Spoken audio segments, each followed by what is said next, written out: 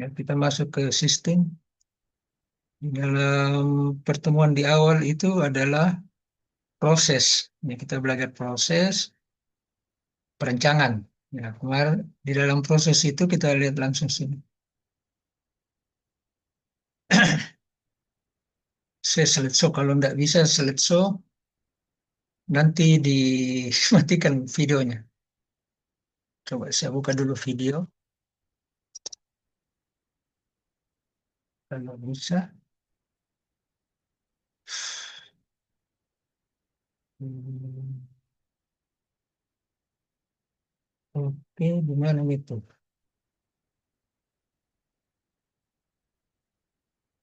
Kayak gini ya.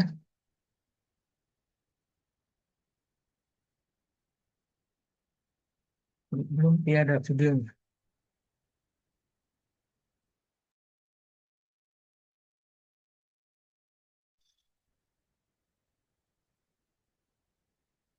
Gimana kan ini? Zoom-nya.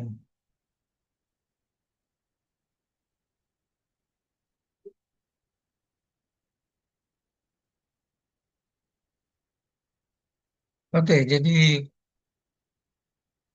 di awal itu kan pertemuannya bagaimana proses perencangan, kan tidak salah ya. Terus kemudian dalam proses perencangan ini kita menggunakan, atau saya buka dulu ya supaya lagi,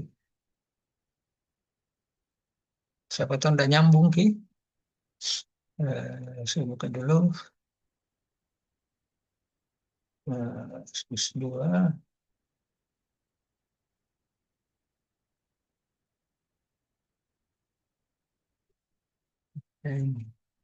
Pendahuluan. Saya lihat dulu ya pendahuluannya apa sih. Ini ruang lingkup. Ini, oh ya. Sekarang kita masuk di sistem. Yang dulu, yang mana duluan ini? Yang dulu, kayaknya ini yang duluan. Sebelum sistem. Proses ini. Oh ya, sama di isinya. Ya, saya tutup saja ini karena sama di sini. Oke, jadi kita mulai di sini. Saya selesai lagi. Jadi di dalam perencanaan saya langsung kasih lihat ini. Ya, tahapan-tahapan yang digunakan di dalam perencanaan ini versi untuk tugas akhir.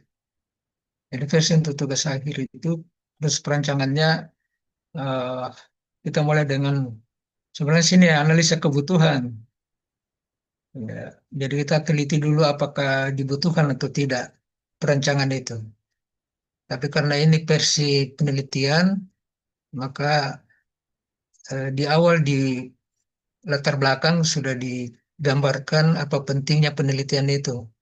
Kemudian di metode inilah yang kita lakukan, simple. Jadi ini dia tidak mau jalan. Sebentar. Tidak usah slideshow barangkali. Tidak tahu kenapa.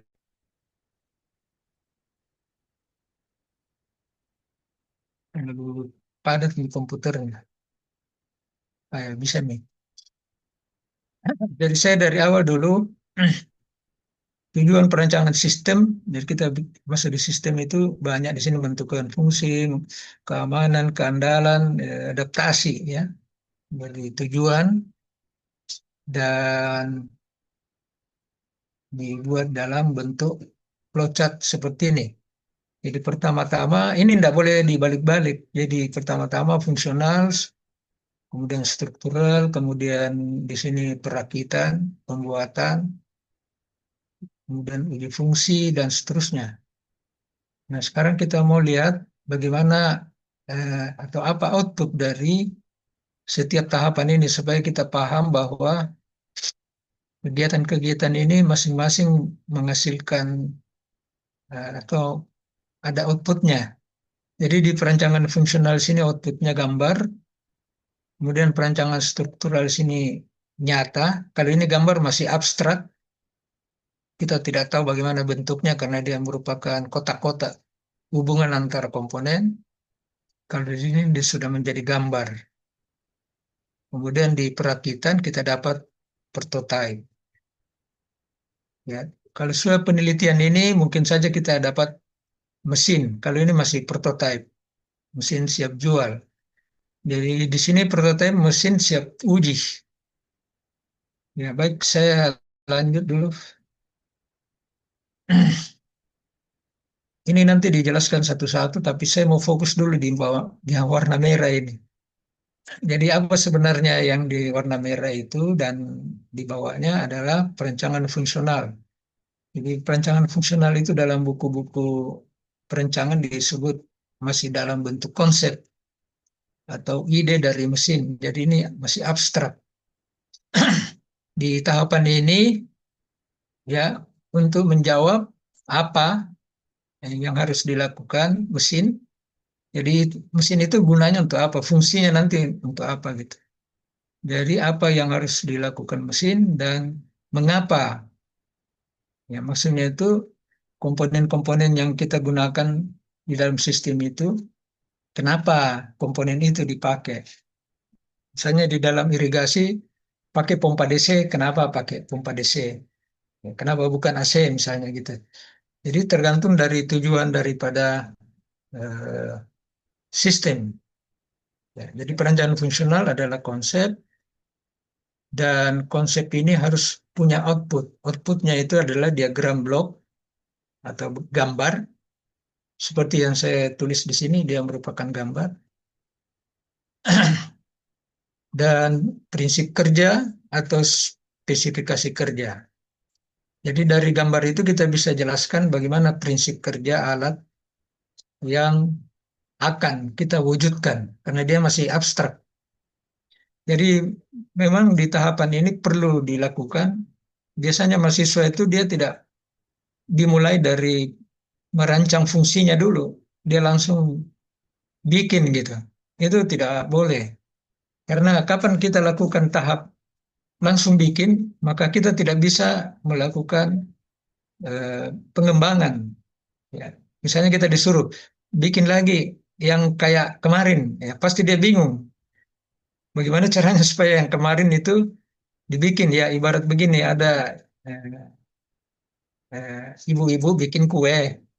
Dia kebetulan bikin kue enak sekali pada saat itu. Besok disuruh bikin kue, nggak tentu dia tidak seperti itu lagi enaknya. Disuruh bikin dia lupa apa yang dicampur. Nah, kenapa dia lupa? Karena dia tidak membuat eh, yang abstrak tadi dalam bentuk gambar. Oh, kalau ini campur, ini setengah kilo, ini 1 kilo. Ini dicampur ini menggunakan sekian kilo air, sekian kilo atau sekian liter, kayak gitu. Jadi dia bisa menghasilkan sesuatu yang sama, menduplikasi lagi sistemnya.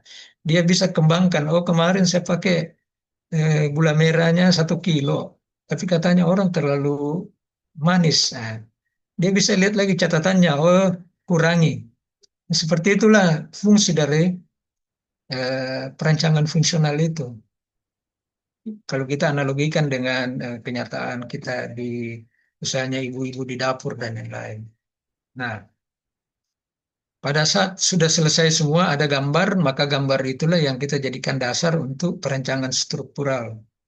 Karena perancangan struktural sendiri adalah proses mewujudkan konsep. Jadi ini konsep, konsep itu pada dasarnya adalah abstrak. Jadi dia belum merupakan, dia masih bentuk ide, tapi ide yang tergambar gitu. Jadi idenya bukan ide yang ada di memori kita, tapi idenya dalam bentuk gambar. Nah, gambar itulah kita wujudkan dalam bentuk perancangan struktural.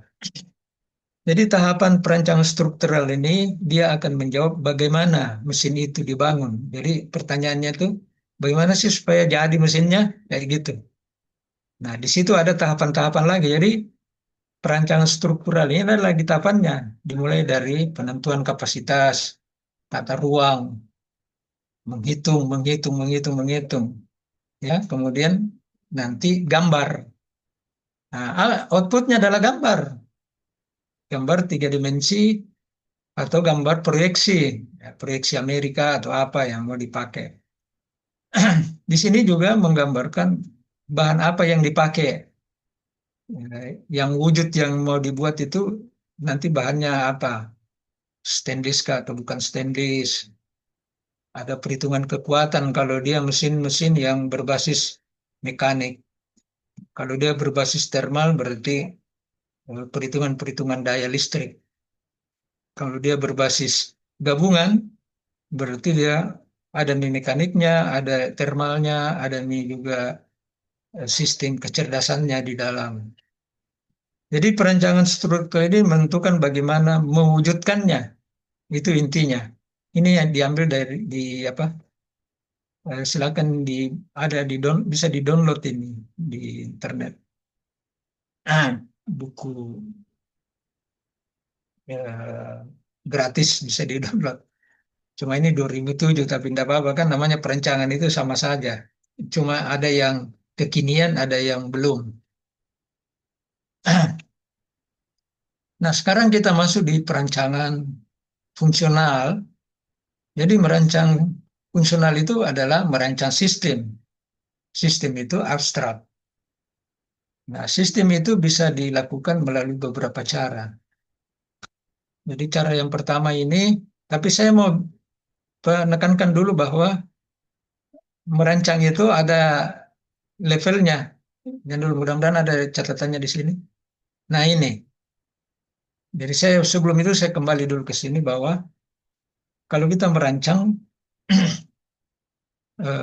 dikaitkan dengan bentuk sistem mesin, yaitu kita harus bikin apa namanya ya, kita bikin clustering ya, kita kelas-kelaskan gitu.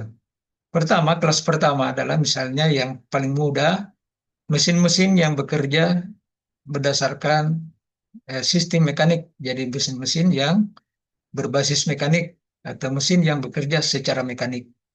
Nah, ini banyak sekali kelompoknya. Mesin perontong, mesin pemipin, mesin pembersih, mesin, dan seterusnya. Sortasi, kemudian mesin grading, mesin tanam. Jadi ini semua dasarnya mekanik, termasuk pencampur. Kemudian sistem irigasi. Ya, jadi ada hubungannya dengan gerakan. Nah, kalau kita masuk di perencangan di kelas ini, kita masih ada di S1. Jadi perencangan itu ada di S2, ada di S3, tidak ada lagi.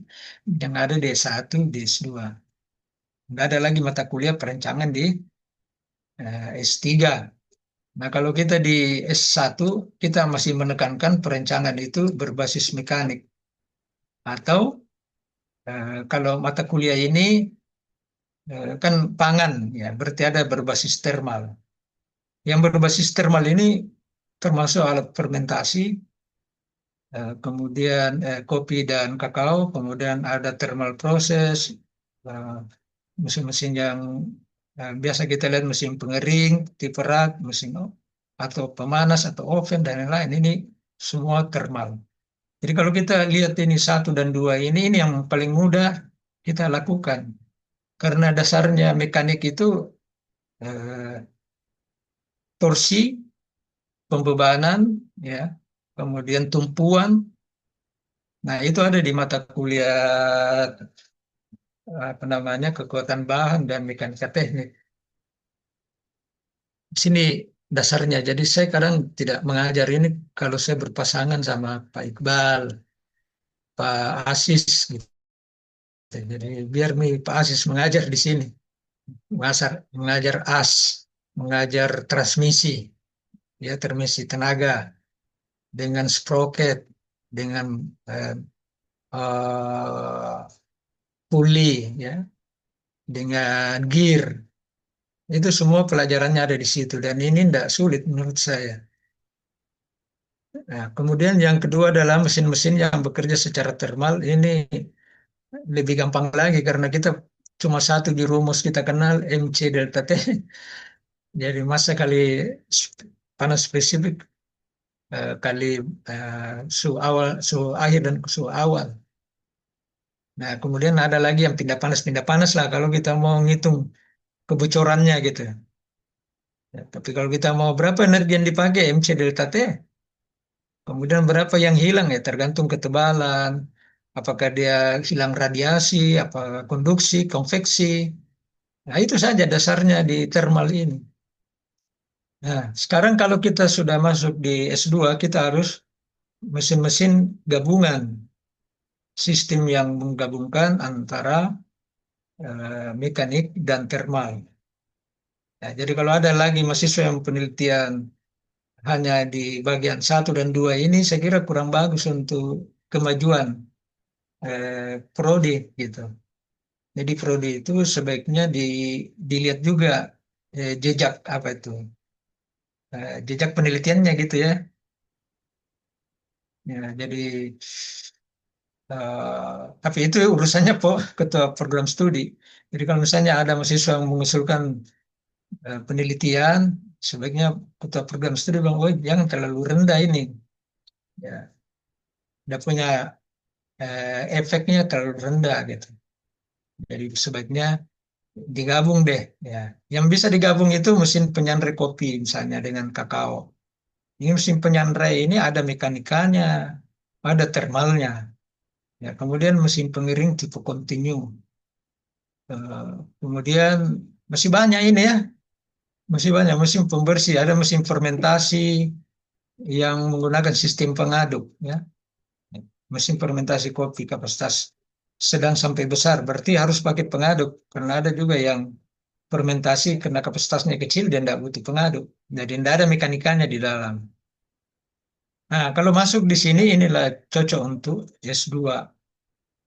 Tetapi sekarang karena kita sudah paham kecerdasan buatan, saya kira eh, harus kita pakai yang keempat ini.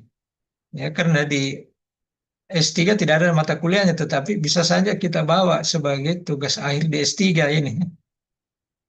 Jadi S3 penelitiannya apa, larinya ke gabungan. Ya, seperti penelitiannya Anugrah ya. Anugrah penelitiannya itu dia fermentasi kopi di dalam karena dia kapasitasnya di atas 5 kilo dia harus pakai pengaduk dan di pengaduk itu dia pakai kontrol pH dan suhu. Jadi dia diaduk, kemudian kalau pH-nya naik berarti dia menuju ke 7 kan, nah, dia suntik dengan asam, asam sitrat. Nah kalau pH-nya terlalu rendah dia pompa masuk air untuk apa ke setting point. Nah, yang setting point itu berdasarkan eh, keasaman kopi luwak tanpa luwak gitu. Ya, jadi banyak orang yang meneliti kopi luwak tanpa luwak itu, tapi dasar kesuksesannya itu atau kriterianya adalah kopi luwak betulan. Berapa pH-nya kopi luwak betulan? Nah, itulah yang dijadikan dasar.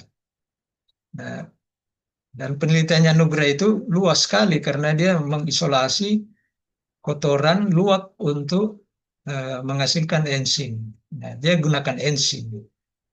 Jadi misalnya ada mahasiswa yang S2 yang tertarik ya, tidak usah lah isolasi enzimnya luwak. Jadi pakai namanya fermentasi spontan yang berasal dari biji kopi itu sendiri. Jadi kopi memang sudah ada enzimnya, sudah ada mikrobiologinya dalam, tinggal kita kondisikan termalnya sehingga mikrobiologinya hidup lebih banyak dan menghasilkan enzim lebih banyak.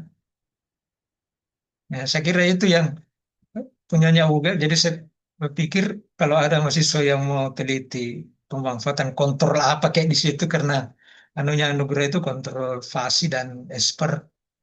Ya, ada yang mau terapkan kontrol apa, ya silahkan karena itu kan eh, mikrokontrolernya itu kan kita hapus-hapus saja, kasih masuk program lain dan lain-lain. Dan siap, Anugerah itu sudah siap pakai musim palper dia beli kemarin sudah siap. Jadi alatnya tinggal siap pakai gitu. Jadi kalau mahasiswa ini tolong diperhitungkan kalau penelitian jangan sampai penelitiannya lama karena biaya. Itu biaya, maksudnya begini, kalau kita berhubungan dengan komoditi mahal, itu biaya kan, belum di alat, belum, baru komoditinya. 1 kilo kopi itu, aduh saya lupa pasnya ya. Nah kalau misalnya 5 kilo mau di fermentasi, itu kita belinya 12 kilo buahnya, bijinya ya nanti kita pulper di sini. Jadi setengahnya aja kita dapat. Nah harganya per kilo berapa ya? 8.000 atau 10.000 lupa. Nah itu kalau ada ulangannya, ya beratnya di situ kan. Jadi usahakan mahasiswa eh, cari kakak kelasnya yang penelitian dan di situ kita bisa kerjasama gitu untuk mengurangi biaya dan tingkat tingkat kepastiannya juga baik karena alat yang dibutuhkan itu sudah siap. Yang sering kendala itu jadi mi proposal susah cari alatnya, itu yang paling susah. Mau dirakit tuh luar biasa lah waktu dimakan. Nah, sekarang adanya Nugra itu saya sudah rakitkan, saya sudah bikinkan program karena dia memang fokus bukan di kontrol. Nah, Nugra dia fokus ke komoditinya, bagaimana menghasilkan kopi luwak tanpa luwak gitu. Jadi dia lari ke enzim dan suhu. Nah, itu saya pikir barangkali Nira bisa masuk di situ dan carilah apa yang mau apa di dalam situ. Nanti kita siap bantu.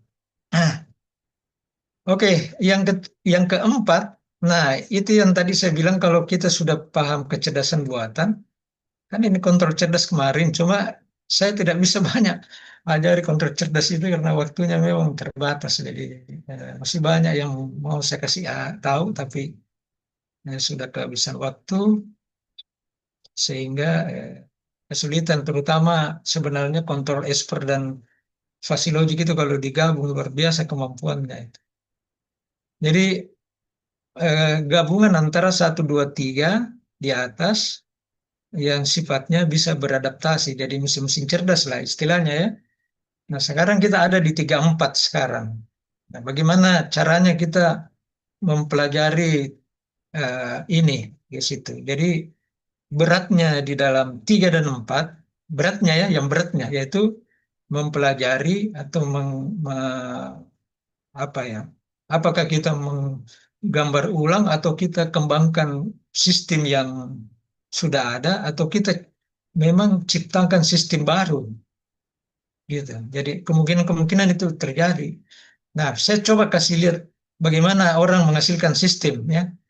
Pertama, orang yang menghasilkan sistem itu orang-orang ahli proses, ahli proses. Ini ini sederhana tapi biasanya ahli proses dia tidak tahu bahwa dia menghasilkan suatu sistem. Saya pernah ikuti Prof. Abu, dulu kan saya selalu dipanggil Prof. Abu. Itu Prof. Abu campur ini dapat ini, campur ini dapat ini, campur ini dapat ini. Terus dia bikin namanya diagram proses. Kalau ini campur ini campur ini dapat ini, ya, dapatlah produk. Tetapi dia tidak tahu bahwa di setiap proses itu digambarkan oleh setiap mesin. Jadi proses yang dia gambar itu include mesinnya juga, cuma dia tidak tahu. Ya, misalnya di dalam kalau A dicampur B dapat apa, tapi dia tidak tahu mesin pencampurnya itu klasifikasinya kayak apa, karakteristiknya kayak apa. Jadi di situ kita bisa kalau kita ahli proses sebenarnya sudah termasuk ahli sistem. Sebenarnya cuma orang-orang ahli proses itu tidak sadar bahwa dia sebenarnya sudah masuk di teknik sistem. Cuma dia tidak kuasai hardware, sehingga dia tidak tahu apa namanya. Dia cuma bilang ini dicampurin, dicampur ini. Nah, sehingga saya sering dipanggil, Prof. Amran panggil saya, Pak Waris, ini kita bikin ini, bagaimana sih tekniknya supaya begini. Oh, ada teknik begini, Prof. Nah, saya bikinkan. Nah, gitu. Jadi orang-orang yang diproses itu sebenarnya luar biasa. Cuma kita tidak bisa karena ini harus di materialnya ya. Tapi kalau kita kerjasama sama orang-orang proses, itu luar biasa. Orang ITP, orang ITP terbantu dengan hardware, kita juga belajar dari mereka. Nah, kalau saya banding keduanya itu, kita lebih kompleks belajarnya, menurut saya. Karena kalau dia di ahli proses, dia menguasai materi-materi, bahan-bahan, sifat bahan, hasil pertanian, dan lain-lain, itu sudah mampu membuat proses. Tapi kalau kita orang teknik, kita tahu proses, kita harus tahu pindah panas, kita harus tahu mekanika, kita harus tahu kecerdasan buatan, kita harus bikin software, baru jadi itu alat. Jadi begitu tingkat kesulitannya kalau kita nggak mungkin orang orang ITP yang belajar di kita dengan penjelasan-penjelasan kata-kata nggak bisa. Karena panjang sekali anunya, tahap-tahapannya baru dia bisa sama dengan kita. Tapi kalau kita, dia cuma bicara, itu enzim kayak begini, enzim kayak gini, kita bisa cari bukunya langsung tahu. Oh, enzim ini yang kerja. Oh, begini prinsip kerjanya. Satu jadi dicari. Tapi kalau kontrol mesin, banyak sekali yang dia pelajari baru bisa dia kuasai. Jadi itulah baiknya kalau kita kerjasama sama orang ITP, dia butuh kita, kita butuh dia, saling membutuhkan. Kemudian yang kedua ini yang bisa kita lakukan, ya kita pelajari sistem yang sudah ada, kemudian kita kembangkan. Nah, jadi kuncinya untuk di sini pelajari sebanyak-banyaknya sistem, terutama mesin pertanian. Tidak usah semua, paling 10 mau, 10 saja. Sistem yang kita kenal betul, itu sudah melahirkan beberapa sistem baru di antara 10 itu. Maksudnya bagaimana, Pak? Nah, maksudnya begini. Kalau ada sistem yang kita sudah ingat betul, oh ini sistem begini, maka kalau sistem baru kita buat, kita bisa copot dari sistem A, masuk ke sistem baru kita, sistem B kita. Jadi kita yang di sini namanya digabung-gabung gitu. Ya. Jadi oh sistem ini pakai begini. Oh saya mau bikin ini, saya bisa ambil sistemnya si mesin apa, masuk ke mesin saya yang baru. Nah, itu yang saya rasakan kayak begitu. Jadi pekerjaan kita itu hanya menghafal atau mempelajari sebanyak mungkin mesin-mesin pertanian. Kalau kita mau betul-betul terjun ke rancang bangun ya, kalau kita mau rancang bangun dan tidak ada ruginya kalau saya pikir kalau kita mau masuk sini, kita bisa menghasilkan uang, kita bisa mengangkat nama kita sendiri, tidak perlu ditunggu-tunggu orang angkat kita supaya kita terkenal. Nah, kita sendiri bisa angkat nama kita dari produk-produk yang kita hasilkan. Tidak usah nih orang, biar nih orang bilang kita apa A, B, C gitu ya. Nah, kita bisa angkat diri kita sendiri dari apa namanya, apa namanya ya kita berkreasi ya kreasi-kreasi itulah yang dinilai orang dalam bentuk apa kayak gitu ya tentu dalam bentuk nyata ya kreasinya. Dan orang sulit melupakan kita kalau kita punya produk dalam bentuk nyata gitu. Dan itu yang kalau kita tidak di kalau kita tidak punya produk ya orang lupakan kita secepatnya gitu. Kemudian yang ketiga menggabungkan sistem yang sudah ada dengan yang baru. Biasanya yang begini-begini harus dalam bentuk tim. Jadi perancang yang memahami banyak bidang keahlian. Nah, jadi multi apa namanya? Multi pengetahuan ini banyak pengetahuannya gitu. Ada pengetahuan teknik thermal, ada pengetahuan teknik mekanik, kecerdasan buatan, pemrograman, mekatronika dan lain-lain ya. Nah, tapi itu kan agak sulit dapat orang yang multi talenta kayak gitu.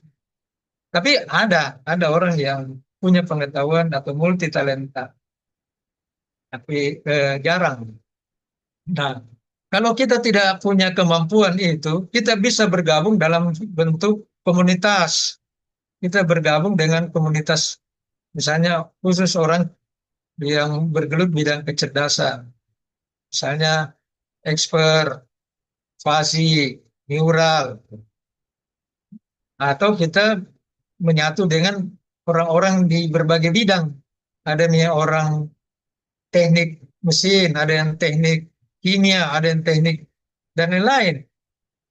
Jadi kita bisa bergabung, tidak boleh jalan sendiri kalau kita masuk D3 ini. Ya.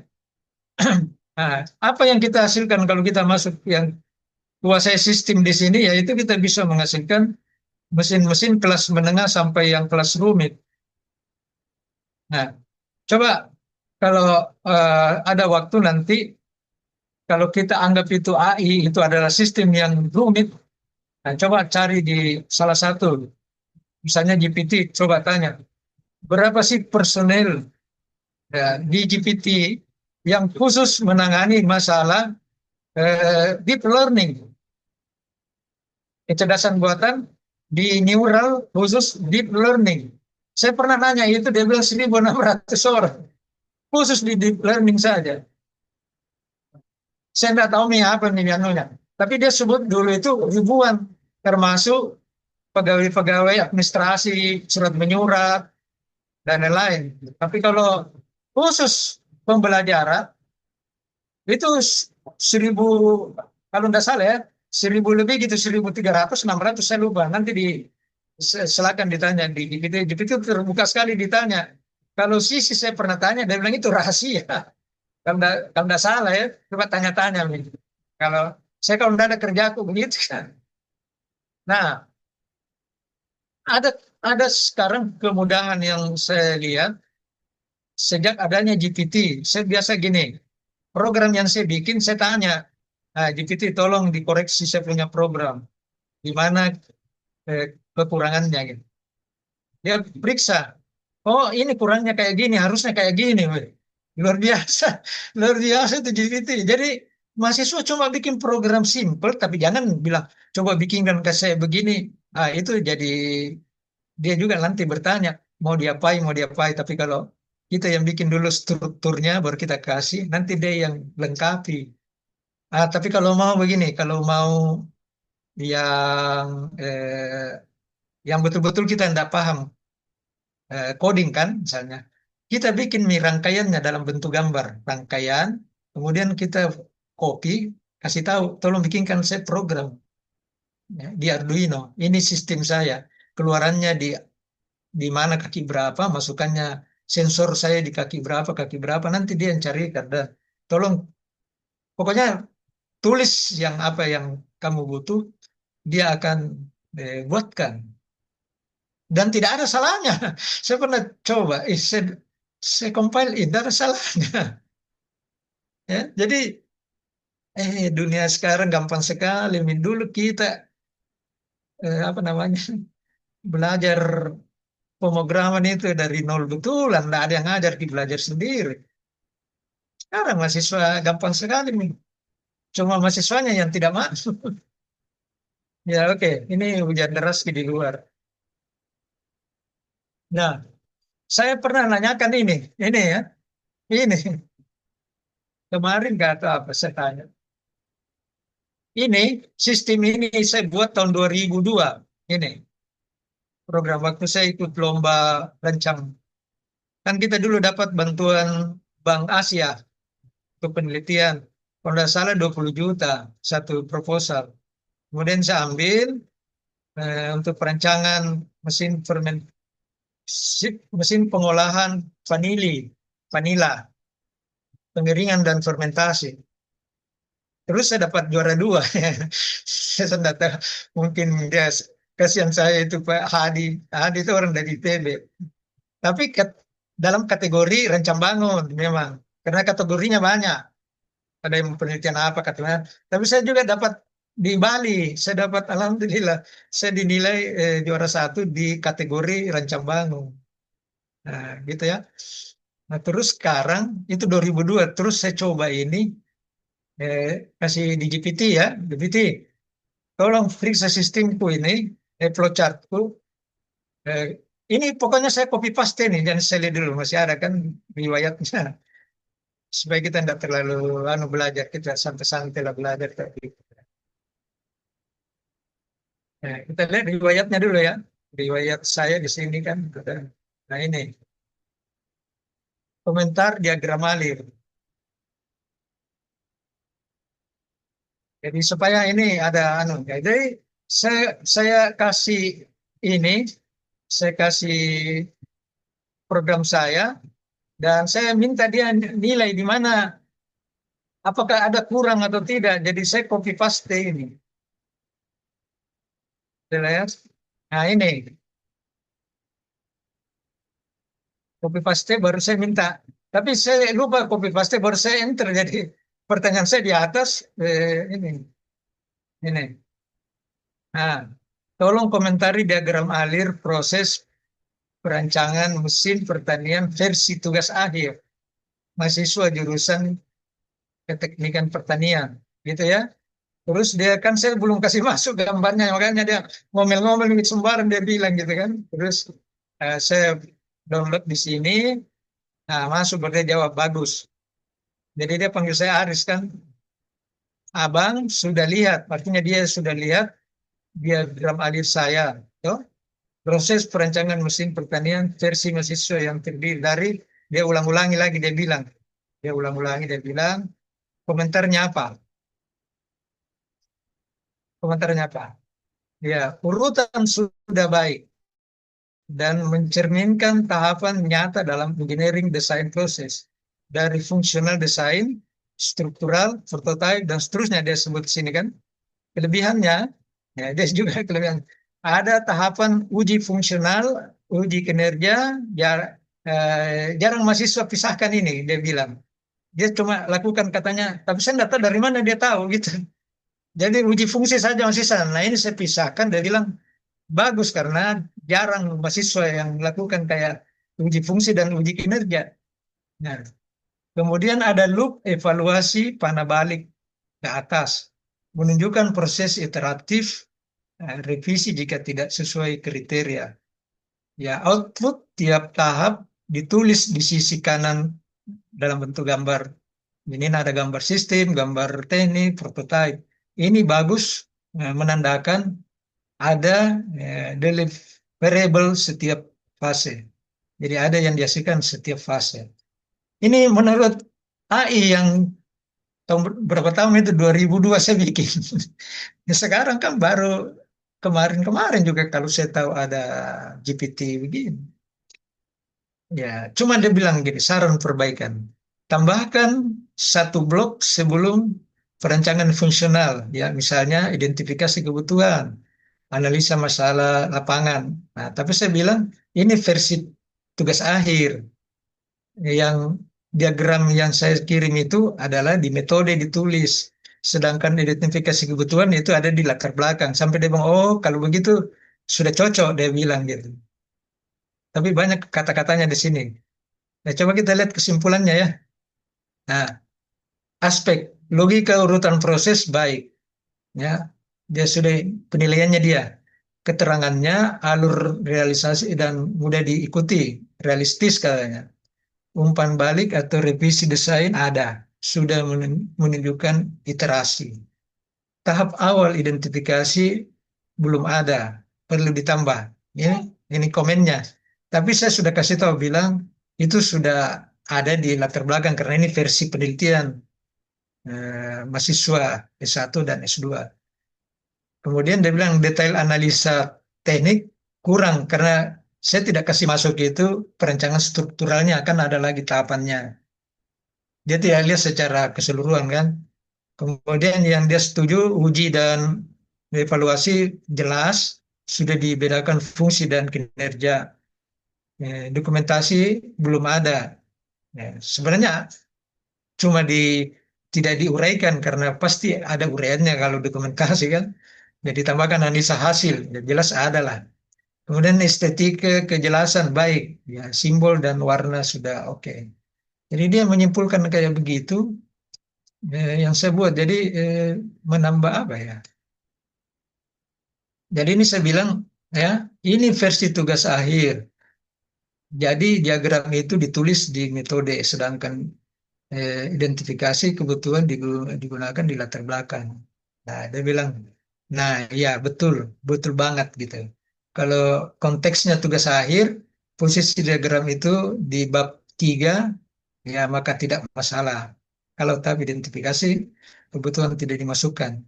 kayak gitu ya. Jadi eh, itulah alur dalam perencangan yang sering saya pakai dan saya sering share dengan mahasiswa. Kalau kamu mau pakai metode saya ya silakan. Kalau enggak, kau tulis sendiri apa yang tahapan-tahapan yang kau bikin kayak apa gitu. Gitu ya. Ya, saya kira cukup untuk pendapatnya orang lain ya.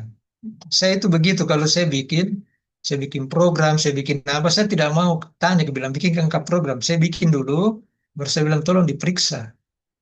Ada juga di sini saya minta diperiksa saya punya program, dia bilang, wah, rapi sekali cara mau bikin program, sudah.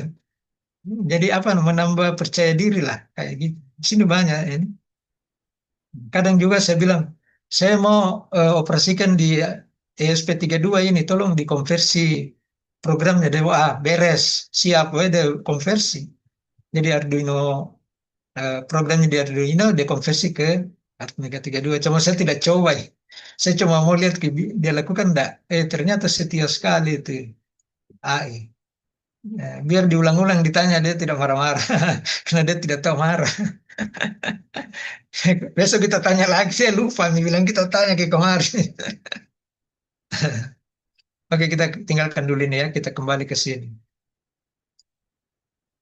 Ah, oke, kita masuk ke sini. Nah, jadi kita harus eh, tahu di mana kita punya posisi ya. Apakah kita masih ada di tahap 2? Tidak apa-apa, saya juga masih ada di tahap 2. Tapi saya pernah kerjasama sama orang di tahap 1 dan saya lihat dia punya potensi sangat besar.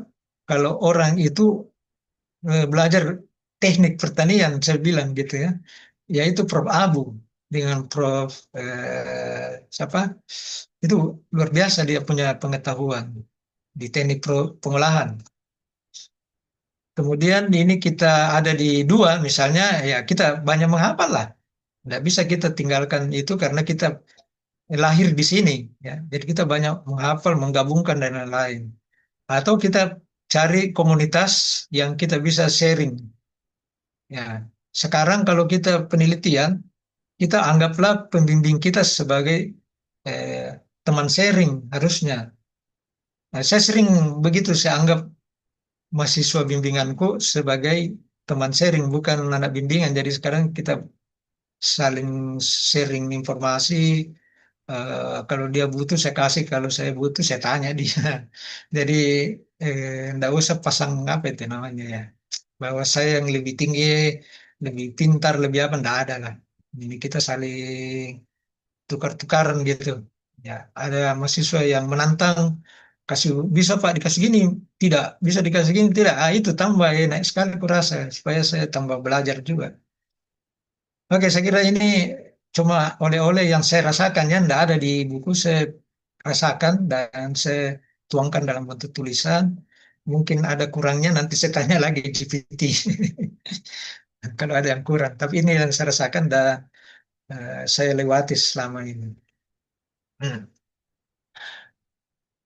Ah, oke, sekarang kalau kita masuk di sistem, saya tidak usah uraikan satu-satu, ini kan gambaran umumnya saja. Ini ya, bahwa sistem itu ada komponennya, ada hubungan antara komponen, ya, yang ditunjukkan oleh garis panah, itu sistem. Ya, jadi komponen tidak berdiri sendiri, tapi saling mendukung. Jadi kalau ada sistem yang digambar orang yang tidak ada hubungannya dengan fungsional, tidak usah digambar. Ya, misalnya begini, sepeda, kita gambar sistem sepeda, ya. Terus ada bagian sepeda yang tidak mendukung, ya tidak usah digambar. Misalnya apa? Tutup rantai misalnya. Tidak usah digambar dalam sistem tutup rantai. Karena ada atau tidak tutup rantainya, sepedanya jalan gitu. Jadi kayak begitulah contoh atau analoginya. Jadi kita rancang alat, ada yang hanya aksesoris, pemanis, pelengkap, dan seterusnya itu tidak digambar. Jadi yang kita gambar adalah komponen-komponen yang berkaitan dengan fungsi. Ya. Kemudian ada tujuannya, yaitu sistem dibuat atau terbentuk untuk menghasilkan sesuatu. Jadi misalnya mengisikan produk. Jadi ada fungsi. Jadi sistem ini fungsinya apa? Memanaskan, menyandrai, menggosongkan, dan lain-lain. Jadi ada tujuannya. Dan pernah ada orang saya lihat mempatenkan sistem. Sistem yang dia patenkan. Kan pernah kayak dikasih ikut apa itu? Bimbingan membuat paten di hotel apa, saya lupa. Nah, di situ yang mengajari itu, orang yang mengajar itu, yang membimbing, pernah mempatenkan sistem, ya. Jadi dia bukan alat tapi sistem. Jadi katanya kalau ini dihubungkan dengan ini jadi fungsinya kayak begini. Itu dia patenkan. Jadi bisa dipaten. Apalagi kalau dia sudah berupa mesin yang kita buat, wah luar biasa gampang sekali dipaten. Sekarang UNAS itu terlalu lama proses patennya. Saya dulu di situ 4 patenku kasih masuk, satu dilolos, sisanya lolos. Sudah diperiksa, kasih masuk. Kurang ininya, kita perbaiki lagi. Kurang ininya gini. Sekalinya kenal dengan Uga, Uga taruh ke di BRIN ini. Tidak pernah dikasih kembali. Itu paten. Langsung, siapa nama duluan ini, siapa nama ini. Terus saya tanya, Anugerah, kenapa tidak ada revisi? Dia bilang, dia memperbaiki Pak. Kalau ada kurangnya, alhamdulillah, daripada UNHAS capek mau di apa itu ada bimbingan-bimbingan paten sudah kita tulis dikirim ke Jakarta dikasih kembali lagi kurang ini kurang ininya ya terus saya bilang, lebih bagus itu orang yang periksa patenta itu yang disuruh datang itu yang harus karena saya tanya gitu yang dari Jakarta kan sampai anu lolos satu Pak kenapa bisa itu paten sudah dibilang bagus di sini kita kirim terus dari Jakarta bilang kurang. Dia bilang begini Pak Walis, itu di Jakarta kita tidak tahu siapa yang kita dapat surat tugas juga. Ini kau 5 orang. Nah, setiap orang itu punya latar belakang pendidikan berbeda, jadi selera beda-beda. Saya bilang pantasan, itu yang bikin yang bikin lama. Jadi kalau ada teman urus paten di Unhas, saya ketawa-ketawa, saya bilang, kau rasakan nanti itu. Kayak saya lagi pas di urus paten.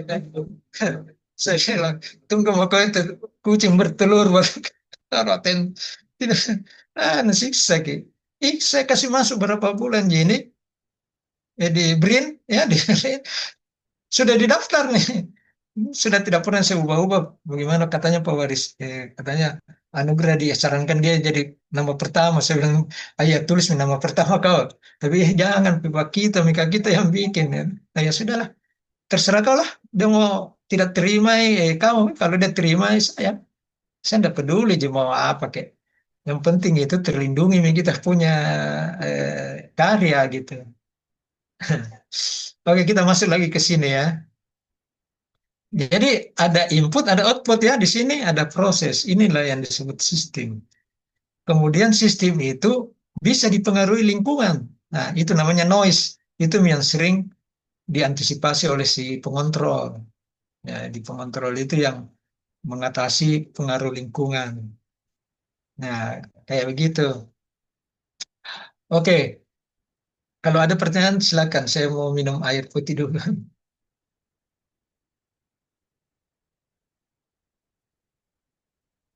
Saya absen dulu, Dik, karena saya tahu ini ada 5 orang kalau tidak salah. Ya, Nurul ada di Nurul. Jangan sampai fotonya aja yang ada. Ya ada di situ.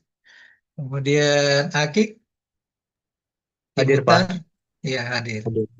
Ya, Aki ini banyak sekali bantu anak S1. Saya tanya tuh, jalan nih programmu, jalan nih Pak. Kok yang bikin? Saya dibantu sama Akid. Enak aja tahu. Ya, Pak. Iya terima kasih Akid. Kalau bantu-bantu mahasiswa gitu, makin banyak kita bantu orang, kita sebenarnya yang belajar sebenarnya itu. Iya, Pak. Iya. Kalau ada nih kesulitan, yang pusing kan kita toh. Berarti kita yang belajar. Tapi kalau mahasiswa yang kita bantu kan, jadi Mika, belum tuh ya, ditunggu-tunggu lagi, dia enggak pusing. Yang pusing itu yang bikin, tapi kita yang untung. Jadi jangan anggap itu beban, anggaplah itu tantangan yang harus dipecahkan gitu. Dia oke. Sekarang Nurul, Nurul ada. Nurul ada sih. Oh ya. Kemudian satu lagi Muhammad Yusuf. Ah, Yusuf ini tidur. Oh enggak ya. Bisa. Ya, ya oke. Oke Yusuf. Saya teringat lagi pemrograman Pak.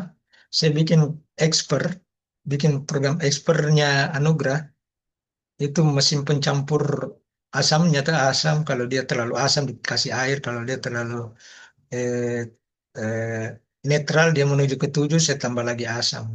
Saya bikin mi programnya, expertnya, bla bla bla bla bla, kirim ke GPT. Apa dia bilang? Wah, kamu programmu ini like fasi dia bilang. Jadi program expert rasa fasi. Saya bilang gimana dia? Kenapa dia bilang rasa fasi? Oh, karena saya susun kaidah-kaidahnya itu saya pakai diagram matriks yang pasti pakai. Karena itu enak sekali bikin program expert pakai matriks. Matriksnya fasi. Terus saya bilang, "Ap- apanya? Saya enggak paham apanya. Kan saya juga betul-betul baru." Dia bilang, kok expertmu rasa fasi gitu. Yang mananya? Dia bilang, tersusun step by step. Ya masih ada di sini pernyataannya. Step by step dan powernya step by step juga naik. Dan step by step dia turun. Oh, saya bilang, baru saya dapat istilah baru, expert like fase gitu. Dia bilang, saya baru ngerti. Oh, berarti begini, kuncinya kayak begini, bahwa untuk memahami expert lebih bagus kalau kita kuasai dulu fase logik. Karena teknik-teknik penyusunan kaidahnya itu kita tidak sadar, kita gunakan teknik fase logik, yang apa itu matriks. Cuma kelemahannya kalau lebih dari 3 input. Nah, kelemahannya di situ. Kita setengah mati, nggak bisa lagi metode matriks. Gitu. Oke, saya kira kita masuk lagi di materi. Kalau ada yang mau bertanya, silakan saya buka dulu yang baru. Nah, dalam bentuk gambar kayak begini sistem itu. Jadi unsur-unsur yang berkaitan saja yang terhubung. Dan terhubungnya itu panahnya nggak boleh bolak-balik ya. Nah, kalau dia begini berarti lingkaran tertutup. Kalau dia masuk begini, nggak tahu apakah unsur ini tenaga atau apa. Tapi biasanya kalau yang kita gambarkan itu adalah diagram perintah. Kalau ada power itu tidak digambar. Misalnya ini butuh power 5 tenaga apa? Tegangan 5 volt misalnya ya. Tegangan listrik ini 12 ini dan lain-lain. Itu tidak digambar. Jadi dia jalur perintah saja. Oh ini nanti perintah ini perintah ini. Perintahnya itu dalam bentuk signal listrik, bisa perintahnya dalam bentuk mekanik, gerakan. Misalnya kita punya aktuator. Aktuatornya itu motor. Motor menggerakkan sistem. Jadi dia bisa motor ke sistem, diagramnya panahnya itu menunjukkan mekaniknya, gerakannya yang disalurkan. Tapi kalau microcontroller dikaitkan dengan aktuator, itu kan panah juga. Nah, itu isinya itu, panahnya itu adalah perintah. Perintah, apakah dia perintah diskrit atau perintah PWM atau eh, apa namanya frekuensi gitu. Jadi tergantung. Tapi dia bisa digabung dengan perintah mekanik yang sifatnya mekanik. Jadi itu yang bisa kita lakukan dan kalau kita paham dua itu kita bisa bikin macam-macam sistem. Ya, jadi barangkali yang di pelajaran di kontrol itu ada sistem terbuka, ya, sistem tertutup.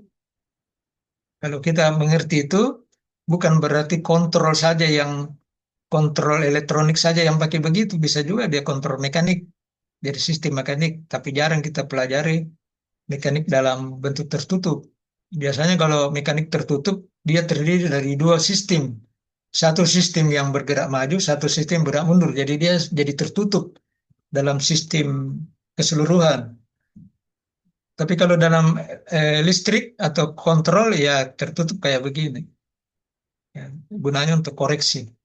Jadi ini saya cuma kasih contoh-contoh untuk mengingatkan kembali mata kuliah kontrol. Karena kita sudah masuk di level perencangan gabungan antara sistem apakah mekanik dengan elektronik plus coding atau thermal dengan elektronik plus coding jadi salah satunya itu.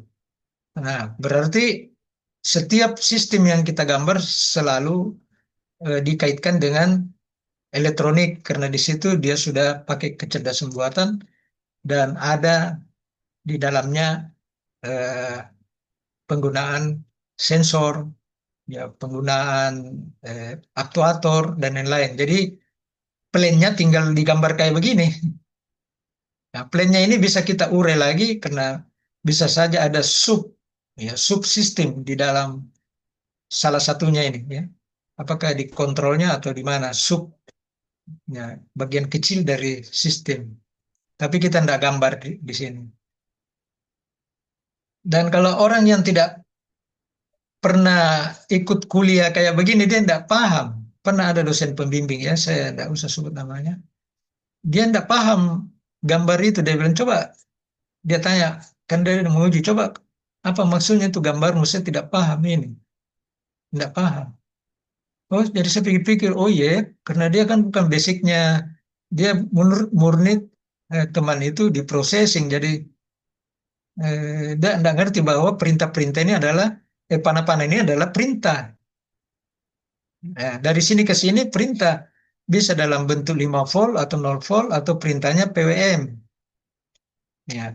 Atau dari aktuator ke sini bisa saja kalau ini motor, ini apa ya, misalnya mesin sortasi, maka motor ini jalurnya ini jalur mekanik, ya, torsi, kecepatan. Jadi informasi yang ada di panel itu adalah kecepatan, eh, ya kecepatan bisa torsi juga, tapi yang lebih jauh RPM. Jadi eh, yang dipindahkan itu kecepatan. Ya, tapi kalau yang kita biasa belajar, yang pernah belajar, dia tidak sadari. Saya sadari setelah saya pikir-pikir, kenapa orang nggak ngerti tentang gambar kayak begini? Oh, iya boleh saja karena dia nggak pernah belajar tentang sistem yang berkaitan dengan mesin-mesin terkontrol. Nah, itu saja masalah, bukan masalah ya. Kita yang harus paham bahwa tidak semua orang bisa pahami yang kita bicarakan hari ini tentang sistem.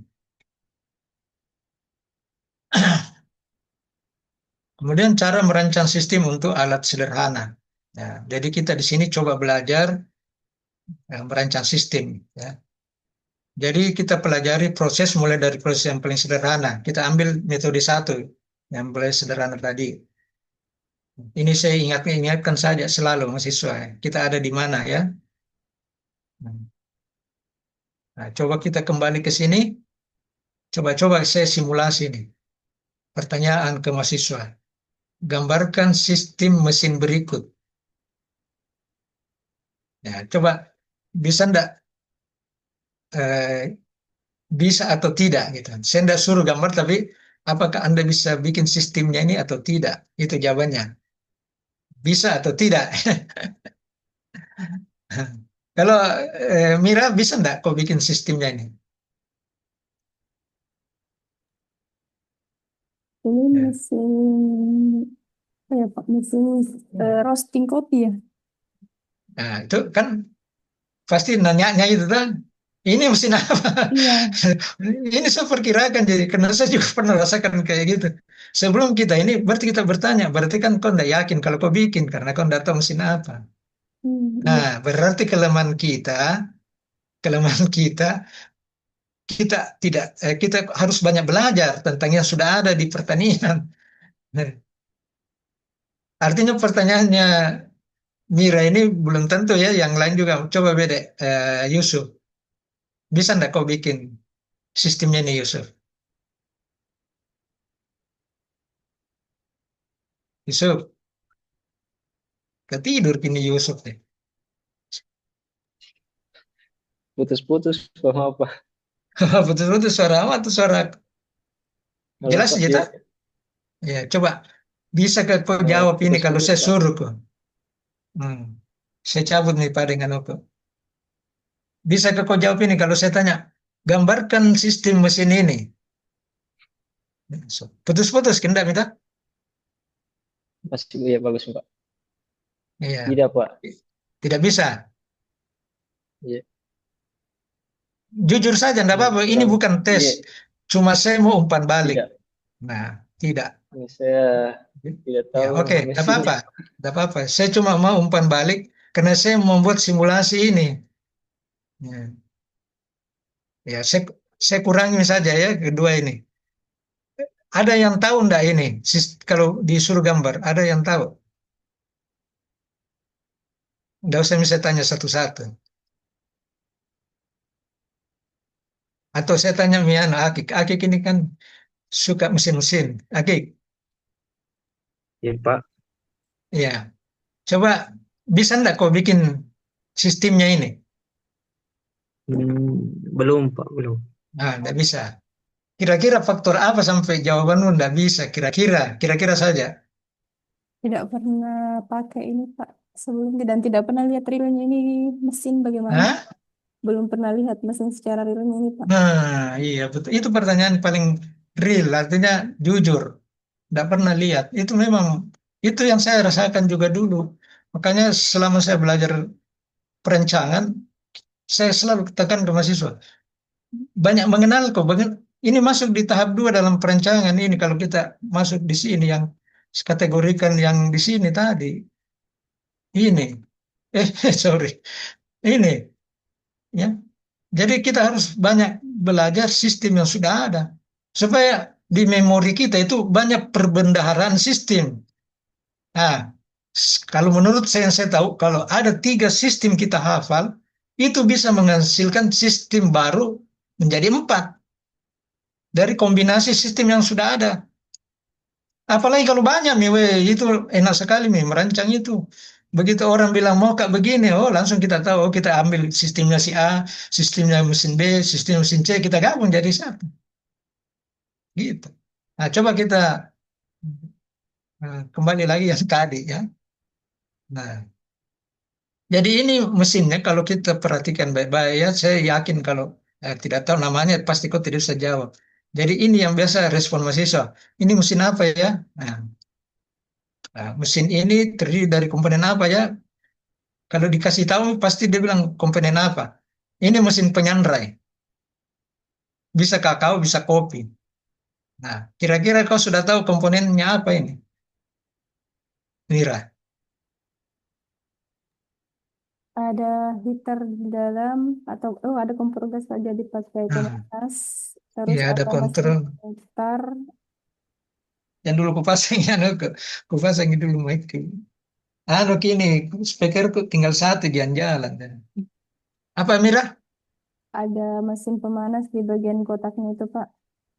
Menggunakan Iya, kompor saya lihat. iya Terus betul. ada mesin pemutar di bagian bahan. Hmm, Ada hmm, input untuk masuk ke hmm. ataupun Ada hopper. iya. Hmm. Kalau ada kompor berarti ada yang dipanasi toh. Nah, kalau dipanasi untuk penyanren berarti ada yang bergerak di dalam sini, berputar itu drum. Kalau ada yang berputar berarti ada yang putar ki. Berarti ada motor. Jadi kita bisa gambar nih. Ada motor, ada pengontrol, ada kompor, ada drum. Hopper tidak usah karena dia bukan bagian fungsional. Dia cuma alat bantu untuk masuk bahan. Jadi kalau kita gambar, tapi saya mau lagi yang satu ini. Nah, siapa yang tadi belum ditanya? Cewek, siapa tadi? Nurul, Nurul belum ditanya. Nurul, bisa enggak kau bikin sistemnya ini? Nanti jawabannya Tidak, di terakhir. Ya. Bisa, Nurul? iya Pak, Bisa kau bikin sistemnya tidak, kalau disuruh kok? tidak Pak, sudah, Tidak, iya, sudah iya, ini. iya. Iya, ada feedback. Ya, matikan ke mic-mu, feedback. Ya, tidak ya, menurut Nurul dia tidak bisa bikin. Kalau Siti Nur Hidayatullah, Siti, supaya kau tidak ngantuk, Iya, jadi saya Pak. tanya kau. Kau bisa Iya, bikin sistemnya nih? tidak, Pak. Nah, coba kalau saya tanya lagi, alat apa kayak ini? Bukan resmi ini, Pak. Atau Yang kau bertanya, kau ya, kalau kau tanya kau ragu-ragu itu. Hmm. Kayak kayak tadi ya, menjawab tapi ada tanda tanyanya. Bukan ini mesin penyandra Pak. Kayak gitu. kalau saya resmi kayaknya juga resmi. Rice milling ya, karena ada opernya di ya. Kalau Nurul tadi tidak tahu bikin karena kira-kira tidak tahu karena alatnya ini. Alat apa? Tidak tahu. Coba Ben tebaki alat apa ini? Hmm, yang itu apa sih? Kenapa suara mau begitu Nurul? Tidak jelas, Pak. Tidak jelas Ki. Biar nih, Hmm, tidak apa-apa, tidak apa-apa. Kalau Mira saya yang tanya kembali, Mira alat apa ini? rice milling, Pak. Nah, itu. Kalau rice milling ada ke selang gasnya? Oh iya, tidak ada, Ini Pak. ada tanda-tanda khusus sebenarnya di sini. Ada selang gasnya enggak? Enggak ada, berarti bukan. Oh, Terus ada hopper. Ada bahan yang dikeluarkan. Ini nanti diaduk, berarti ada pendinginan. Berarti ada pemanasan juga. Ada kompor karena ada gas. Nah, kalau ada kompor kira-kira membakar atau menyandrai? masih Tidak mungkin, roasting. ya menyandrai juga. Roasting juga. Nah, yang mau terpengaruh ini kontrol-kontrol on off-nya gini. Iya, pas Nah, cepat. yang ini mau masuk, ada ini dua, berarti ada kompor. Hmm. Kompor harus dikendalikan, ada kontrol. Nah, tidak mungkin ada kompor yang statik, kayak gorengan kayak gitu. Gosong nih kalau, dan apa tandanya bahwa produk masuk di sini berbentuk bijian? Karena dia hopper. Kalau tepung tidak bisa masuk, bentuk lain tidak bisa, hanya biji-bijian. Biji-bijian pasti langsung kita curiga, oh kemungkinan besar ini kalau bukan kakao, kopi. Karena hopper, bentuknya tidak lain lagi kalau tepung, atau bentuknya kalau dibilang tadi beras. Beras mau dia apa? Beras itu tidak ada pemanasnya, oh berarti bukan. Kayak gitu tebak-tebakan. Nah, kalau kita sudah paham ini, berarti kita tahu, oh mesin roaster, eh, mesin roasting. Jadi kita bisa di sini mesin ini terdiri dari komponen apa? Ditahu nih, kompor, eh, apa, drum yang diputar. Tidak mungkin kalau tidak berputar. Kontrolnya nanti di belakang, Pi. Yang lain hopper tidak masuk. Nah, ini juga tidak masuk. Aksesoris. Ini misalnya gambar. Nah, coba satu terakhir. Ini apa? Nah, siapa Pi belum dapat bagian supaya kau tidak ngantuk. Akit lagi. Ya Pak. Kau bisa bikin gambarnya ini? Gambarnya, Hmm, bikin sistemnya. eh, belum Pak, belum. Tidak bisa ya. Siapa lagi? Atau ada yang bisa tidak bikin? Kalau tidak ada yang jawab berarti semua tidak bisa. Ya berarti semua tidak bisa. Nggak tahu, Pak. Apa ini? Bisa. Itulah itu yang kelemahan kita sebenarnya. Termasuk saya juga kadang sudah banyak minggu kenal. Begitu saya lihat alat apa ini? Apa isinya dalam? Tapi begitu orang bilang, oh ini alat steril. Oh, aku tahu isinya. Misalnya alat steril, lah. Pernah juga saya ketemu orang. Dia bawa-bawa, saya bilang, alat apa itu? Sterilisasi. Begitu dia bilang sterilisasi, saya tahu bilang, pasti di dalam ada listrik pemanas dan lain-lain. Jadi gampang sekali kita kenal sistem itu dari alat kita sudah bisa gambar sistemnya. Kenapa Kak? Terlalu penting dipikirkan sistem karena di situ kita melakukan pengembangan. Tidak bisa kembangkan sesuatu dari coba saya kasih contoh, Mira, tolong kau kembangkan ini. Bagaimana Mira bisa kembangkan kalau dia tahu alat apa? Kalau dia tahu lagi alatnya. Jadi saya kasih tahu ini alat fluidize, alat penyandrai tipe fluidize, penyandrai kopi tipe fluidize. Saya baru lihat gambarnya, saya kenal nih. Di sini ada blower. Hah? Ini blower tuh. Kemudian di sini ada kotak, berarti di sini ada tungku. Nah, terus disalurkan ke sini. Jadi baru saya lihat, oh kayaknya ini fluidize. Tapi saya lihat-lihat lagi kira-kira gimana gitu. Ke atas, ada siklon di atas. Oh betul nih, alat fluidize. Ini enggak usah nih, karena ini pengontrol. Jelas nih kalau ada tipe-tipe begini, gabungan antara eh, mekanika, karena ini gerak ini fluidasi itu kopinya lompat-lompat, biji kopinya lompat-lompat gitu, baru dipanasi. Ini yang paling bagus sistem penyandrayan. Kenapa disebut yang paling bagus? Karena pada saat disandrai, kulit-kulit ari daripada biji itu keluar ikut udara, aliran udara, kemudian dikumpul di sini, dia jatuh di penampungan di belakang sini. Nah, di dalam penyandrayan yang ini biji dimasukkan, ikut juga kulit arinya masuk. Kulit arinya ikut gosong. Bau gosongnya itu menutupi aroma kopi yang luar biasa banyaknya itu tertutupi bau gosong. Jadi yang ada cuma bau gosong. Karena kulitnya ikut mengkontaminasi bau biji atau aroma kopi yang disandrai. Makanya orang sekarang banyak produksi ini ya untuk menghasilkan kopi yang aromanya. Saya tanya pernah Prof Amran, Prof, apa bedanya kopi yang ditanam pada dataran tinggi, dataran rendah? Yang tinggi itu katanya aromanya itu sampai 300 aroma. Saya tidak percaya juga, tapi saya dengar di saja dia bilang 300 aromanya berbeda-beda gitu. Nah, yang 300 ini tidak ada gunanya kalau dia masuk di penyandrayan ini, karena kulitnya juga ikut gosong. Bau gosongnya itu, karena dia peka sekali itu kan kopi, mengkontaminasi bau kopi itu sendiri. Nah, jadi sistem yang paling bagus itu ini. Kalau menggambar sistem ini mudah, ya.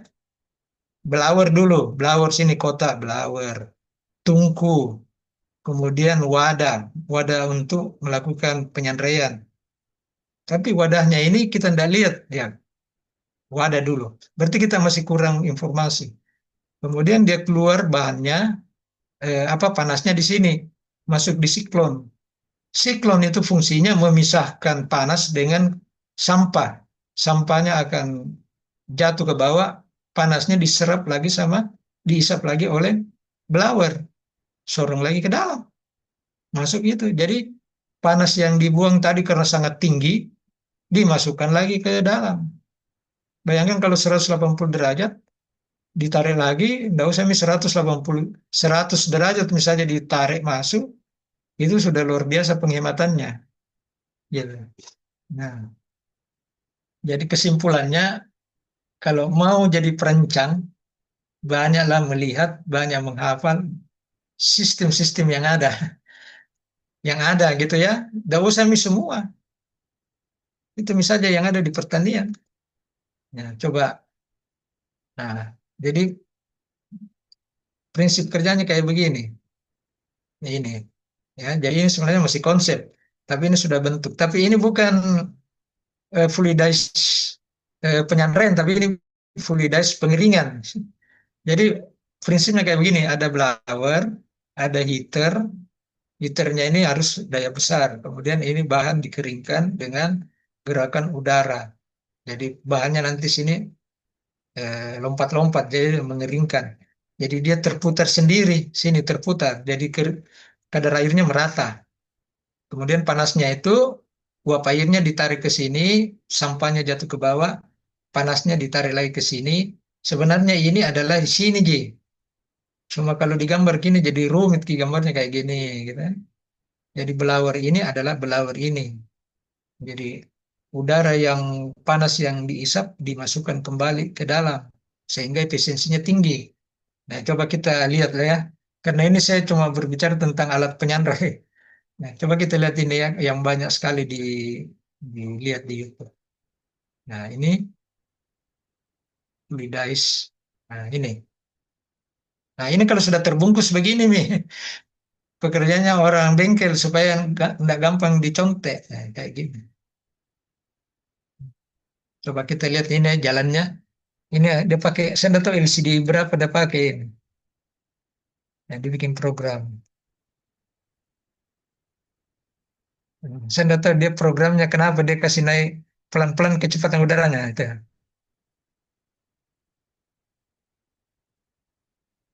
Nah, ini dia lompat. Dia lompat dan dia berputar. Yang lompat ke samping, turun ke bawah, yang di tengah naik ke atas. Gitu ya. Nah, ini bagus. Jadi kulit-kulit arinya itu kopi terbang ke atas, keluar. Nah, ya.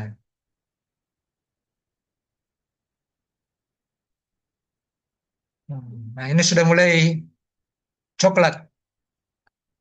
Dan dia merata coklatnya, tidak sama kalau ini gosong-gosong semua. Kalau ini bisa diatur tingkat atau level matangnya gitu. Nah, sudah mulai hitam.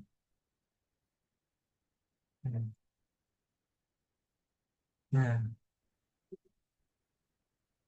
nah, kayak gitu ya. Jadi begini, apa kelemahannya ini? Kalau saya melihat kelemahannya ini, misalnya orang rancang ini untuk 1 kilo bahan dikeringkan, di apa sangrai. 1 kilo bahan kriterianya harus lompat. Nah, pada saat kita mau menyandrai 0,5 kilo bahan, bijinya bukan lagi melompat, tapi barangkali terbang di keluar. Jadi dia cocoknya hanya 1 kilo. Begitu kita kasih 2 kilo, tidak lompat lagi. Terlalu berat. Karena ukuran blower tidak sesuai dengan ukuran beban. Nah, berarti ini alat belum cerdas. Yang bisa dia tangani hanya fluktuasi berat.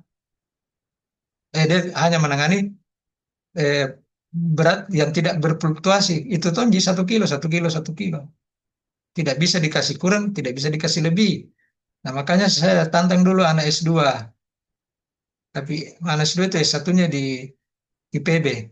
Mau enggak kau bikin tugas akhir perancangan alat penyandra fluidais, tipe fluidais, cerdas. Dia bilang mau Pak, tapi apa cerdasnya? Saya bilang begini, kalau yang cerdas itu kalau bisa beradaptasi.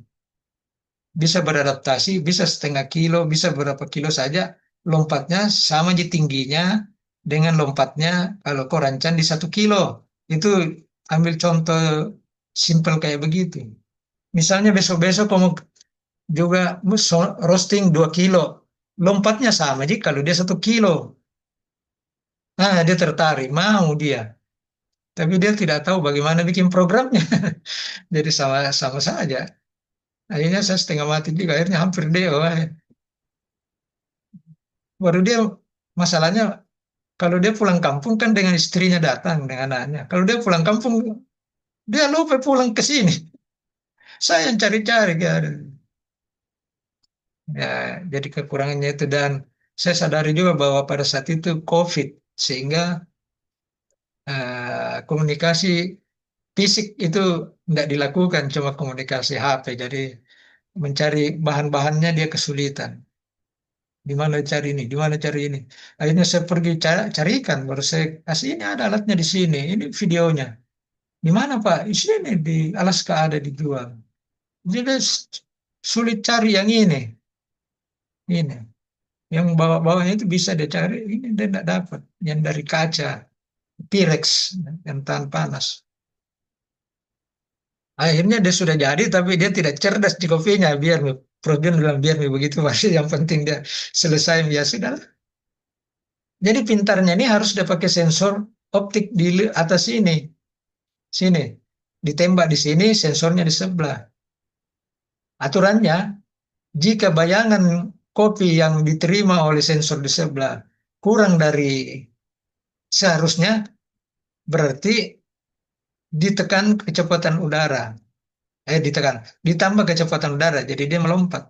Jika sensor menerima eh, cahaya dari sebelah itu sangat kecil, berarti terlalu banyak lompatnya. Ya, terlalu tinggi, terlalu kuat blowernya. Blowernya harus dikasih turun lagi kecepatannya pelan-pelan, pelan-pelan sehingga ketemulah suatu sistem stabil. Ya, kayak gitu konsepnya. Kaidahnya mau pakai fasi di perhitungan daya, expert di perhitungan lompat, yang tidak ada masalah. Aduh, cuma dia tidak kuasai expert. Jadi sudahlah selesai aja, tapi tidak ter, tidak tercapai alat penyandera fluidas cerdas. Astaga itu. Tapi itu anak kelas baik sekali itu, tidak mengeluh-mengeluh. Ya, mungkin ada yang mau ditanya.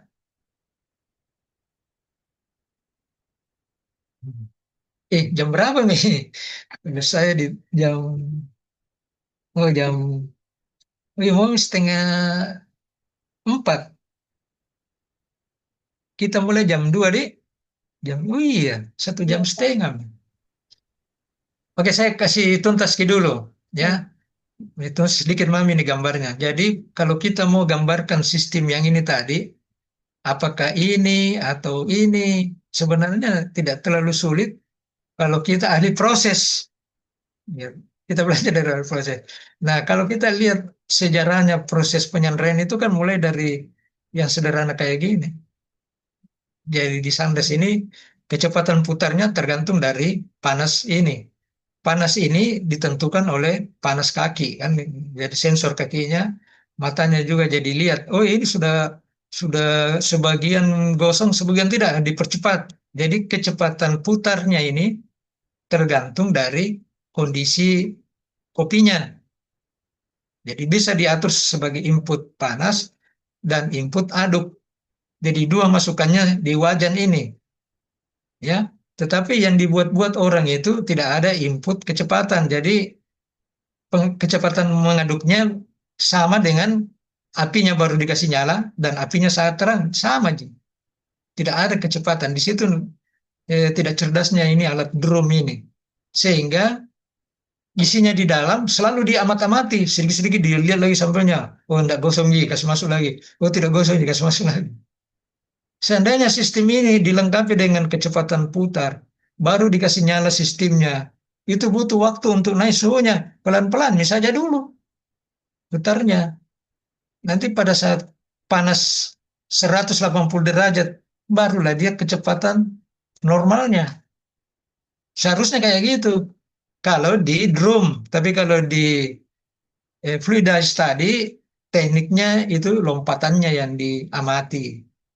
Kalau ini kecepatannya. Jadi kalau kita gambar ini kan sederhana gambarnya ini. Nah, tapi sebelum gambar kita lihat dulu perkembangannya, bahwa karena ini kapasitasnya rendah, ya, sulit ditangani kalau kapasitas besar, maka orang kembangkan sistemnya. Ya pakai drum dimasukkan, cuma bagaimana mengamati gosong tidak gosong di dalam. Tidak ada. Tidak ada sistem yang digunakan di situ. Sehingga kapasitas tercapai, tapi mutu tidak dijadikan dasar pengolahan. Nah, kelemahannya itu. Nah, muncullah teknik baru. Jadi jawabannya dulu ya. Nah, jadi cara menggambarnya ini, wajannya dulu. Apa yang masuk di wajan? Ada dua, ada pengaduk, ada tungku. Apa yang mengendalikan pengaduk? Tangan. Apa yang mengendalikan tungku? Tangan juga yang memasukkan bahan. Jadi bisa digambarkan kayak begini. Nah, kalau kita sudah tahu dasarnya ini, maka kalau Anda lihat tadi gambar penyandera, tinggal diganti nih pengaduk. Ini kan, tapi dia karena pengaduknya drum, berarti tidak ada pengaduk mekanik di dalam, pengaduk statis. Berarti di dalam drum itu ada bentuk-bentuk yang bisa mengaduk secara statis. Tungku, nah itu mie kompor, kompor gas. Nah, manusia diganti sama kontrol, on off kah atau apa kan. Sensor, tadi manusia pakai sensor optik matanya, sensor suhu kakinya, diganti sama sensor eh, LM35 atau apa. Tapi LM35 tidak memenuhi syarat karena dia cuma sampai 100 derajat. Dia harus termokapel. Nah, ini juga begitu, sama. Jadi manusia bagian dari kontrol. Kalau begitu yang digambar tadi ini berarti tinggal digambar dia selesai. Nah, kalau Anda sudah pegang gambar beginiannya, begitu dibilang coba kembangkan sistem ini. Nah, mau apa? Ini drum diputar, tidak ada yang kontrol diputarannya. Ditambah di sini pemutar, kontrol pemutar. Kaidahnya itu, jika suhu di bawah 100, pelan-pelan putarnya. Jika suhu antara 100 sampai 150, tambah sedikit. Kalau suhu di atas 150 atau suhu penyandrai 200 kan, kasih kecepatan nominal sesuai dengan kecepatan yang diharapkan. Kalau kita mau kembangkan namanya penyandaian yang adaptif gitu. Kalau mesin ini begitu di on hidup, wih langsung tancap drumnya kencang, mau kayak panas tidak ada peduli. Biar tidak ada apinya juga ada tancap di putarannya. Berarti energi banyak dibuang. Padahal untuk dari suhu 30 ke 200 derajat itu lama sekali. Iya, kalau power besar ya tidak terlalu lama juga sih, main 5 menit sudah dapat. Tapi 5 menit itu diputar kencang-kencang, nah, harusnya kayak gitu ya untuk drum. Oke, saya kira ini pernah anak bimbingannya Pak siapa itu ya, Pak X ya, dia bimbing. Nah, dia suka penyanderaian ya, penyanderaian. Dia minta saran dari saya kasih judul di penyanderaian saja. Nah, dia usulkan nih sama eh, dosen X gitu kan. Tidak boleh, ini tidak boleh. Kau harus pasang sensor, gosong tidak gosong gitu, harus sensornya, gitu kan? Dia kembali, Pak, katanya harus pasang sensor untuk mengetahui penyanderaian berhasil tidak, pasang sensor untuk melihat. Yang bagaimana kamera apa mau pakai yang tahan 200 derajat? Nah, kamera itu harus ditaruh di dalam. Makanya alat drum itu ada jendela kacanya yang diintip-intip sama operator. Bukan ditaruh sensor di dalam. Terus dia bilang, tidak bisa pakai ini. Oh, tidak boleh. Penelitian S2 itu harus begitu. Saya bilang, mati. Saya ganti lagi hibrid. Hibrid kan, energi hibrid sudah dengan gas. Pokoknya apa saja judul tidak diterima. Sampai itu kasihan Pak, dia kan pegawai negeri di Batangkaluku kan, namanya Pak Budi, tinggal 2 bulan DO. Ya, dia bilang itu dosen X. Kalau begitu cari nih pembimbing 2, minta mau kau judul di pembimbing 2. Tidak mau kan dari saya udah tahu toh. Dikasih nih judul sama pembimbing 2. Nah, sudah nih dia kira ini udah lolos gitu. Dia bawa nih laporannya, Pak, ini Pak. Kenapa judulnya begini? Kenapa begini? Nah, coret-coret gitu. Dia lapor di pembimbing 2, Pak, enggak bisa katanya begini. Wih, marahnya pembimbing 2. Lantas dia bilang, kasih tahu Pak Waris, ganti saya. Eh, dia tidak mau makan, saya jadi ketua prodi. Tidak mau marah sama itu dosen X, ya dosen X. Nah, terus cerita-cerita di rapat kami di fakultas, Pak Dekan marah, dia bilang, bagaimana saya komdiskan dia? Wih, jangan Mipa sampai seperti itu. Dia bilang tidak, sudah keterlaluan sekali nih. Kayaknya dia tidak mau bantu mahasiswa, justru dia bersulit. Saya bilang, enggak Pak, gini, saya ambil alih saja. Asal kita kasih izin. Oh bisa, ganti pembimbing. Saya dengan Pak Iqbal, 2 minggu data sudah siap. Dia ini tinggal sih selesai besok deh. Selesai ujian ini hari lolos kasih yang itu Pak Budi. Aduh, kenapa susah sekali. Jadi dia ambil pengeringan hibrid pakai pengeringan kopi, kakao hibrid pakai energi surya dan itu. Akhirnya apa? Dia ikut seminar internasional itu penelitiannya. Luar biasa dia. Tadinya dianggap apa dengan pembimbing utamanya. Sekalinya ketemu ke pembimbingnya toh, mau terakhir ini. Om itu Pak Budi. Selesai Pak, kita enggak tahu. Kenapa bisa selesai? Saya bilang, ini orang barangkali niatnya memang begitu. Mau kan orang. Kenapa dia tanya? Seandainya gitu, bagaimana kabarnya Pak Budi? Bisa teratasi masalahnya. Ini sudah DO itu Pak Budi. Selesai Pak, masa kita tidak tahu? Astaga, aduh. Saya kasih nama X supaya tidak ada itu. Saya cuma mau kasih tahu bahwa pentingnya itu pembimbing dan anak bimbingan kerjasama, karena itu namanya perencanaan. Tidak bisa, tidak bisa disendiri. Harus kita kerjasama, gitu. Ya, jadi itu kuncinya. Jangan kau ambil pembimbingan, tapi pembimbing tidak mau temani kau, jalan lalu. Kalau lebih baik cari mau kau yang lain-lain. Karena pasti kau setengah mati. Oke, saya kira dari saya itu cukup barangkali. 11.38. Ya, lebih nih 8 menit. Tidak apa-apa gitu. Oke, saya kira minggu depan tuh baru ada tugasnya. Jadi ini belum ada tugasnya. Minggu ketiga, Pip. Yang penting materi hari ini dipahami intinya ya. Karena materi hari ini adalah sistem. Perbanyaklah belajar sistem. Termasuk saya sebenarnya juga gitu. Saya banyak belajar, belajar, belajar supaya saya kenal banyak sistem. Dengan banyaknya sistem saya bisa bikin apa saja. Kemarin kan orderannya Ibu Yui ke saya mesin mesin pengering tipe produksi. Itu biasa aku bikin. Tiba-tiba sudah uangnya tersalur di saya, DP-nya. Ibu Yui WA lagi, Pak Waris. Kenapa, Bu? Itu Prof tidak mau kalau mesin pengiring kayak gitu katanya. Mau yang tipe yang panjang kayak yang terbakar dulu.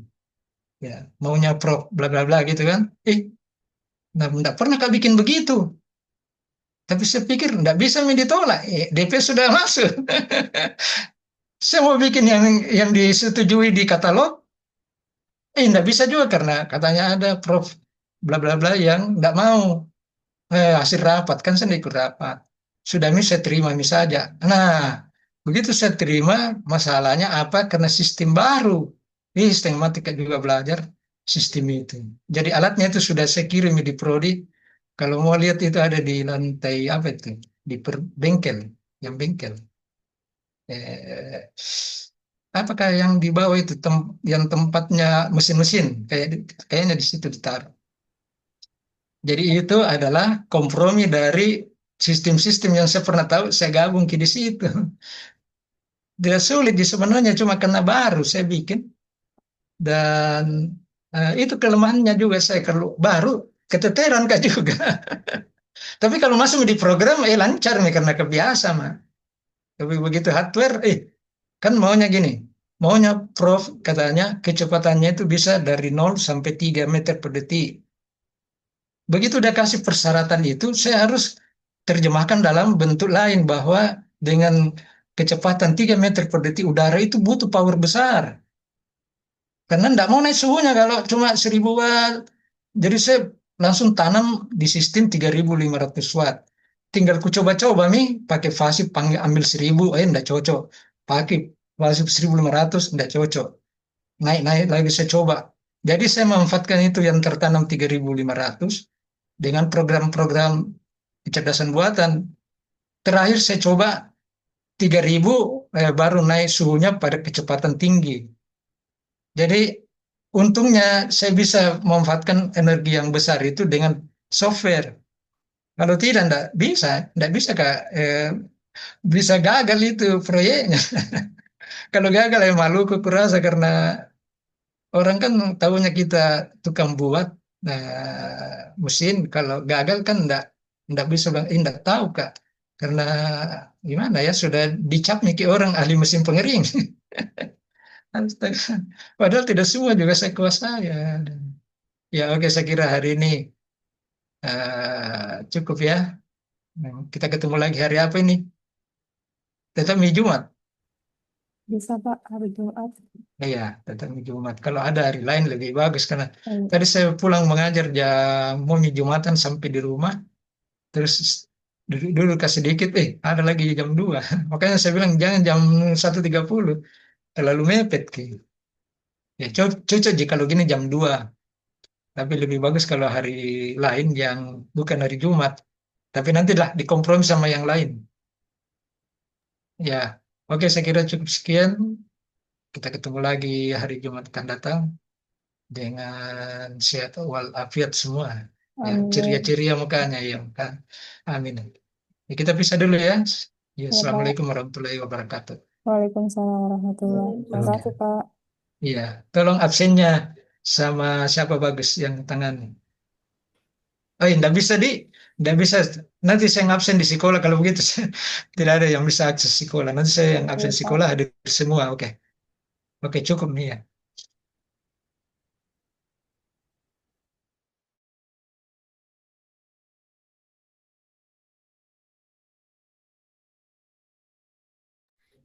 Oke, cukup guys ya.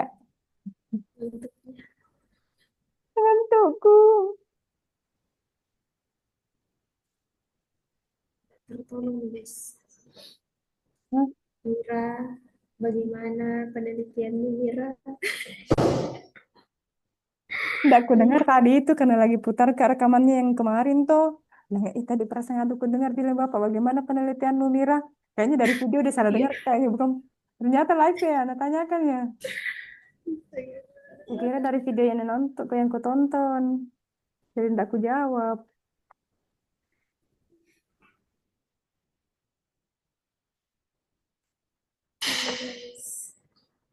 Ingat tugasnya Pak Mahmud hari Senin ya. Terakhir hari Senin ya. Ini belum diselesai lagi. Jelek. Berapa kah tugasnya? Hah? Berapa tugasnya Pak Mahmud?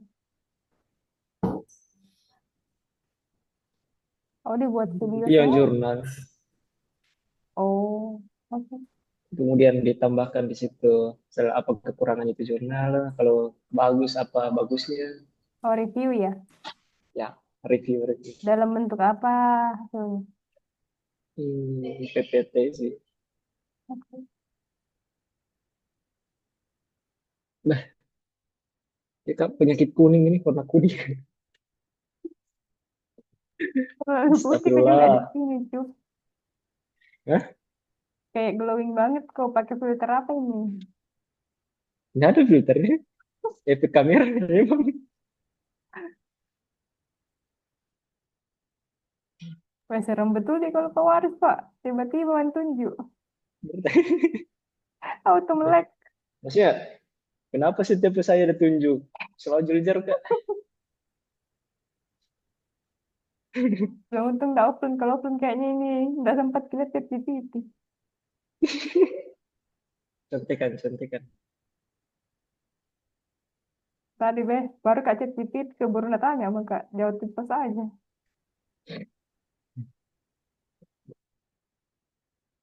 Hmm.